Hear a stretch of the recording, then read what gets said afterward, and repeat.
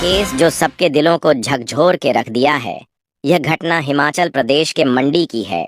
विनय प्रताप सिंह उम्र था 60 साल, जो एक क्लास 1 ऑफिसर थे। वह हिमाचल प्रदेश के मंडी के रहने वाले थे, लेकिन उनकी नौकरी उत्तर प्रदेश में थी। बस कुछ ही दिनों में उनकी रिटायरमेंट होने वाली थी। उनका परिवार में बस 2 ही लोग थे। पत्नी का देहांत 8 साल पहले हो चुका था और उनका बेटा, जो अपनी पत्नी के साथ मुंबई में ही सेटल हो चुका था। विनय लखनऊ में रहते थे, जबकि उनका अब रिटायरमेंट का दिन आ गया था।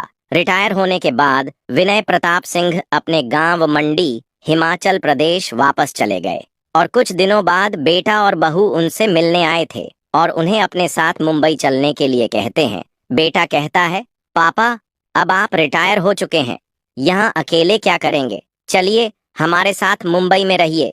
लेकिन विनय जी कहते हैं, नहीं बेटा, यहाँ मेरा घर है, मेरे लोग हैं, मेरे सारे रिश्तेदार और पुराने दोस्त यही हैं। अब मैं अपनी आगे की जिंदगी यही बिताना चाहता हूँ। तुम चिंता मत करो, मैं अपना ख्याल रख लूंगा। लाख मनाने के बाद भी वह नहीं माने और बेटा बहू वापस मुंबई लौट जाते हैं। विनय प्रताप सिंह अकेले ही अपने गांव में रहने लगते हैं। विनय प्रताप सिंह ने अपने रिटायरमेंट के बाद अपना रूटीन बना लिया था कि सुबह उठना, मॉर्निंग वॉक पर जाना, पार्क और गार्डन में टहलना। मॉर्निंग वॉक पर वहां उन्हें कुछ पुराने लोग मिल जाते थे, जिससे वह बातें कर लिया करते थे। इसके बाद वह घर वापस आकर अपना नाश्ता करते। उन्होंने एक मेड रख ली जो उनके लिए खाना बना देती थी। दिन ऐसे ही बीतने लगे, टीवी देखना, मोबाइल चलाना और बस यूं ही समय गुजारना। लेकिन दोस्तों, अकेलापन एक ऐसी चीज है जो इंसान पर भारी पड़ ही जाती है, चाहे वह खुद को कितना भी व्यस्त रखने की कोशिश कर ले। विनय प्रताप सिंह भी इस अकेलेपन से जूझने लगे। सुबह पार्क में मिलने वाले दोस्त दिन भर साथ नहीं रह सकते थे और दिन भर घर में अकेले टीवी देखने का भी एक समय बाद मन ऊबने लगता है। वही विनय जी के साथ भी हो रहा था। हालांकि उनकी जिज्ञासा अभी भी जिंदा थी। वह अब वो सब कुछ करना चाहते थे जो उन्होंने अब तक नहीं किया था। जब तक नौकरी में थे, पत्नी के निधन के बाद भी उन्हें इतना समय नहीं मिला कि अकेलापन महसूस कर सके। लेकिन अब खालीपन उन्हें धीरे धीरे घिरने लगा था। अपने इस अकेलेपन से बचने के लिए उन्होंने एक लेटेस्ट मॉडल का स्मार्टफोन खरीदा। इसके बाद उन्होंने सोशल मीडिया पर अपनी उपस्थिति बनाने शुरू की। उन्होंने उसकी प्रोफाइल देखी तो पाया कि वह लड़की इंडियन है, लेकिन इस समय कनाडा में रह रही थी। लड़की की उम्र लगभग 18 से 20 साल की थी और देखने में बहुत खूबसूरत लग रही थी। कुछ सोच विचार के बाद विनय प्रताप सिंह ने उसकी रिक्वेस्ट एक्सेप्ट कर ली। कुछ समय बाद लड़की ने उनसे चैटिंग शुरू कर दी। विनय प्रताप सिंह को भी उस लड़की से बात करना अच्छा लगने लगा था। लड़की ने अपना नाम सोनिया बताया और कहा कि वह भी हिमाचल प्रदेश की रहने वाली है, लेकिन इस समय कनाडा में अपने अंकल के साथ रह रही है। उसने बताया कि उसकी माँ का बचपन में ही देहांत हो गया था और उसके पिताजी 2 साल पहले ही उनकी मृत्यु हो गई थी। इसलिए उसके अंकल ने उसे 2 साल पहले ही कनाडा बुला लिया। विनय प्रताप सिंह ने भी सोनिया को अपने बारे में सब कुछ बता दिया। धीरे धीरे उनकी बातचीत बढ़ने लगी और रोजाना घंटों तक चैटिंग होने लगी। दोनों के बीच इतना लगाव बढ़ गया था कि वह एक दूसरे के बिना दिन भी नहीं काट पा रहे थे। यह सिलसिला 20 से 25 दिन तक लगातार चलता रहा। सुबह से लेकर रात भर उनकी चैटिंग होती रहती थी और अब उन्होंने एक दूसरे के अंदर फिर से उमंगें जगने लगी थी। फिर भूल गए कि वह 60 साल के हो चुके हैं और अब वह बुजुर्ग है। सोनिया की तारीफ करते हुए विनय जी मन ही मन उसे चाहने लगे थे, लेकिन वह जानते थे कि सोनिया उनसे बहुत छोटी है और उनके उम्र का फैसला काफी बड़ा है। इसीलिए उन्होंने अपनी भावनाओं को दबा लिया। कुछ और दिन बीते तो एक दिन सोनिया ने विनय प्रताप सिंह को बताया कि उसे एक जरूरी काम के सिलसिले में इंडिया आना है। यह बात सुनकर विनय प्रताप सिंह की खुशी का ठिकाना नहीं रहा। सोनिया से उन्होंने कहा, जब भी तुम इंडिया आओ तो मुझसे जरूर मिलना। इस पर सोनिया ने मुस्कुराते हुए जवाब दिया, ऐसा कैसे हो सकता है कि मैं इंडिया आऊं और आपसे ना मिलूं? अब इंडिया में मेरे आपके सिवा और कोई नहीं है। एक हफ्ते बाद सोनिया की टिकट बुक हो गई और वह इंडिया आ गई। उसने विनय प्रताप सिंह को बताया कि पहले उसे कुछ काम निपटाना है, फिर वापसी में मंडी आकर उनसे मिलेगी। विनय प्रताप सिंह सोनिया का बेसब्री से इंतजार कर रहे थे। 2 दिन बाद सोनिया का फोन आया कि मैं मंडी पहुंच चुकी हूं। विनय प्रताप सिंह सोनिया को लेने मंडी पहुंचे। सोनिया को सामने देखकर उनका दिल तेजी से धड़कने लगा। सोनिया करीब आई और उन्हें गले से लगा लिया। विनय प्रताप सिंह के लिए यह एक नया और बहुत खुशी देने वाला पल था। विनय प्रताप सिंह सोनिया को अपने घर ले आए, जहां उन्होंने लंबी बातें की। सोनिया से बात करते समय उन्हें ऐसा लग रहा था जैसे वह जन्मों से एक दूसरे को जानते हो। रात के खाने के बाद विनय प्रताप सिंह अपने दिल की बात दिल में नहीं रख पाए और सोनिया से बोले, सोनिया, मुझे नहीं पता कि जो मैं कहने जा रहा हूँ वह सही है या नहीं, लेकिन मैं अपने दिल की बात कहे बिना नहीं रह सकता। तुम्हें इसे स्वीकार करने या ठुकराने का पूरा हक है। अगर तुम मेरा प्रस्ताव स्वीकार ना भी करो तो भी हमारी दोस्ती हमेशा वैसी ही रहेगी। सोनिया मुस्कुराई और बोली, आप चिंता मत करें, मैं आपका दोस्त हूं और हमेशा रहूंगी। विनय प्रताप सिंह ने हिम्मत करते हुए कहा, सोनिया, मुझे तुम बहुत अच्छी लगती हो। मैं तुमसे प्यार करने लगा हूं और मैं तुम्हारे बिना नहीं रह सकता हूं। हाँ, मेरी उम्र 60 साल है और तुम मात्र 20 साल की हो। यह सुनकर सोनिया की आंखों में भी आंसू आ गए।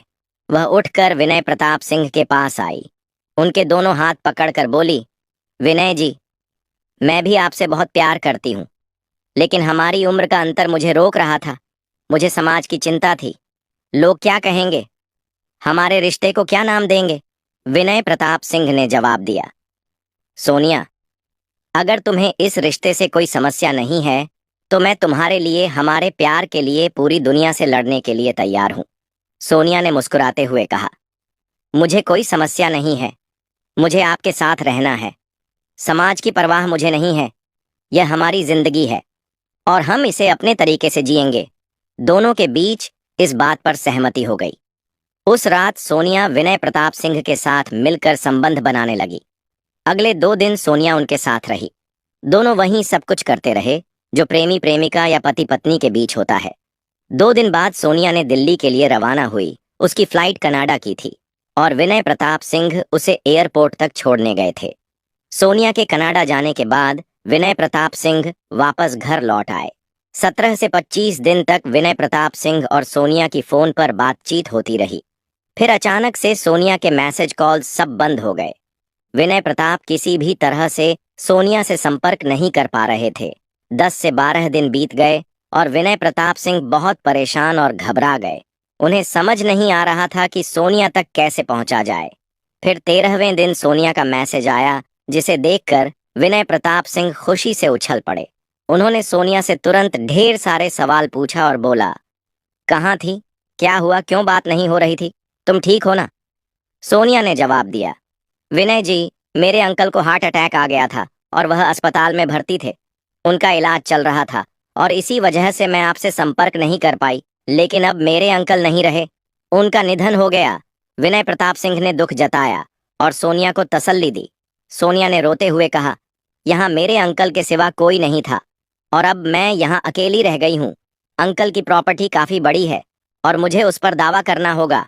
अगर मैंने ऐसा नहीं किया तो वह प्रॉपर्टी सरकार के अंदर चली जाएगी।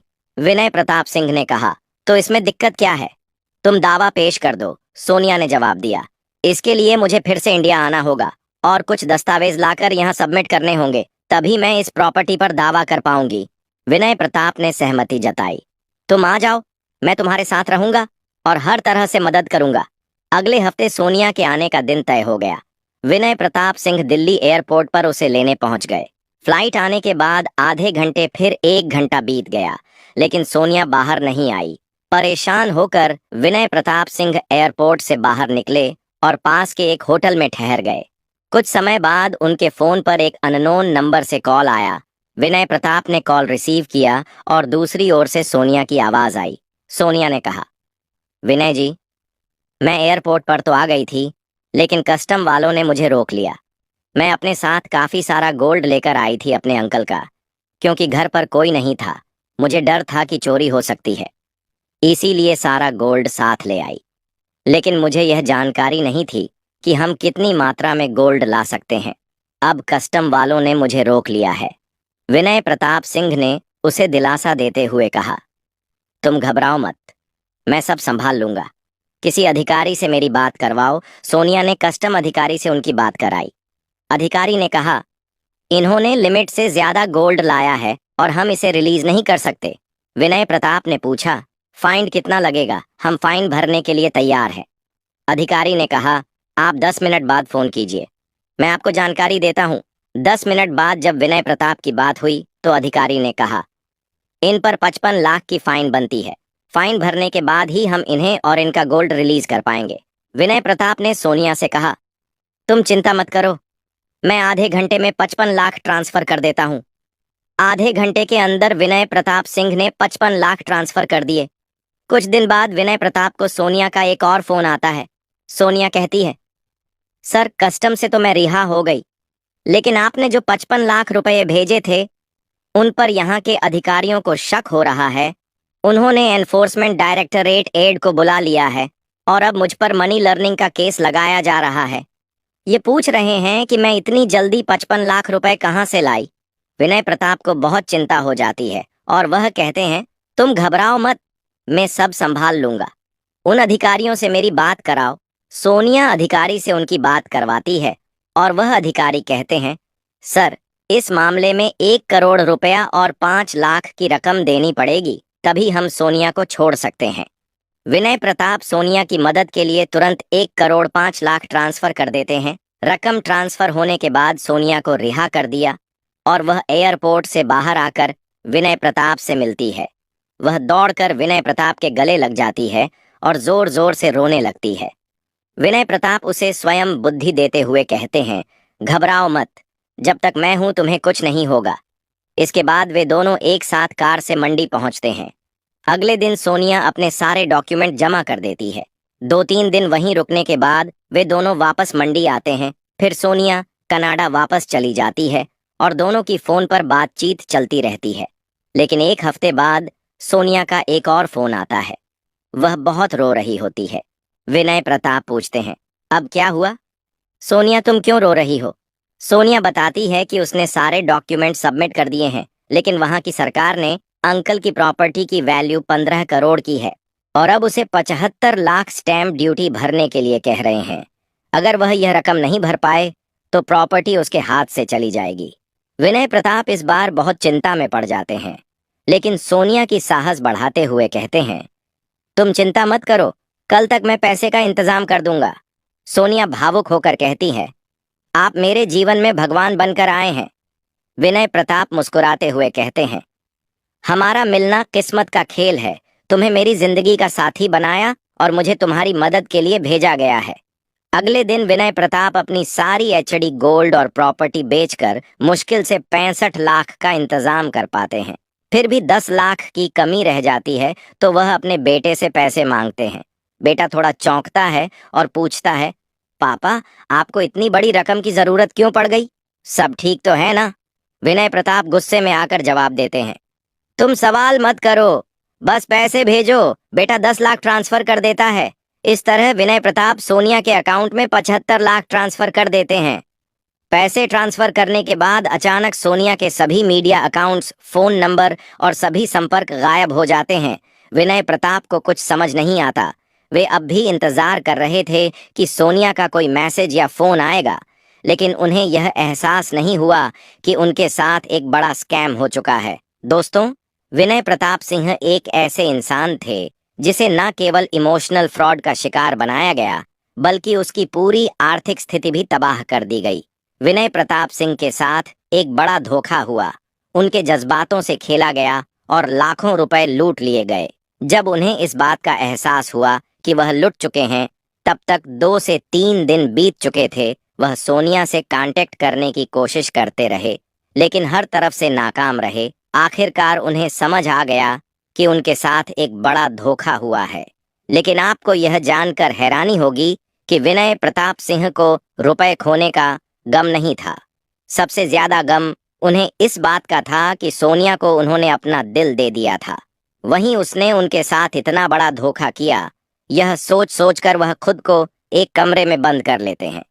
10-12 दिन से जब उनके बेटे का उनसे कोई भी बात नहीं हो पाती, तो उनका बेटा तुरंत मुंबई से मंडी आ गया। अपने पिता की हालत देखकर उसे तुरंत कुछ गलत अंदेशा होने लगी। जब वह अपने पिता से पूछता है कि आखिर हुआ क्या है, तो उसके पिताजी बोले और बेटे को पूरी कहानी सुना दी। बेटा तुरंत पुलिस स्टेशन जाने की सलाह दिया, लेकिन विनय प्रताप सिंह साफ मना कर देते हैं। वह कहते हैं, पैसा गया कोई बात नहीं, मैंने अपनी जिंदगी में जो कमाया था वह अब चला गया, लेकिन मेरे लिए सोनिया से धोखा पाना ज्यादा दर्दनाक है। लाख कहने के बावजूद भी विनय प्रताप सिंह थाने जाने के लिए तैयार नहीं होते हैं। अंत में उनका बेटा खुद थाने गया और पुलिस में शिकायत दर्ज करवाई। फिर पुलिस खुद विनय प्रताप सिंह से मिलने उनके घर पहुंचते हैं। काफी देर तक दरवाजा खटखटाने के बाद जब दरवाजा नहीं खुलता तो पुलिस को दरवाजा तोड़ना पड़ता है। जब वह अंदर जाते हैं तो देखते हैं कि विनय प्रताप सिंह ने फांसी लगा ली है। वह अपने जीवन लीला समाप्त कर चुके थे। कमरे में एक सुसाइड नोट मिला जिसमें लिखा था, मेरी मौत का जिम्मेदार मैं खुद हूँ। अगर मेरा बेटा एफआईआर करता है और सोनिया पकड़ी भी जाती है तो मेरी प्रशासन से गुजारिश है कि उस पर कोई कार्रवाई ना की जाए, क्योंकि मैं उससे बहुत प्यार करता था और अब भी करता हूँ। सुसाइड नोट पढ़कर सबकी आंखों में आंसू आ जाते हैं। विनय प्रताप सिंह के बेटे के साथ साथ वहां मौजूद हर कोई यह सोचने पर मजबूर हो जाता है कि कैसे एक इंसान अपनी पूरी जिंदगी की कमाई और जज्बात किसी के लिए यूं ही निछावर कर सकता है। तो दोस्तों, इस पूरी घटना के बारे में आपकी क्या राय है? कमेंट बॉक्स में जरूर बताएं। दोस्तों, मिलेंगे फिर एक नई वीडियो में। आप अपना और अपनों का ख्याल रखें।